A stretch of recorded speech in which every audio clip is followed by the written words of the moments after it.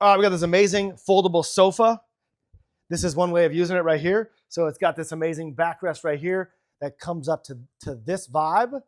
And when it's in the chair mode, like it's in the chair mode right now, this fastens. This actually fastens, but you can also unfasten it. I'm gonna keep it fastened for now.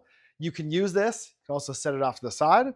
For right now, I'm gonna set it off to the side, and I am going to, oh, actually, you know what? I do need to unfasten it. So I'm gonna unfasten it right here. Unfasten it right here, and we will open this up. As I set this off here, I'm gonna open it up to here, and we'll go like back like this. From here, we can bring this back here again if we want, set it here, and we can fasten these together.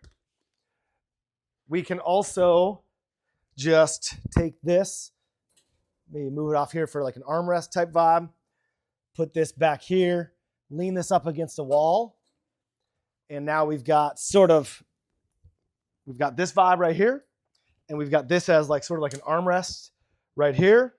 That's a nice vibe. You can also put that at the end right there to extend it a little bit. Maybe add this down here, and now you got a nice little bed down here.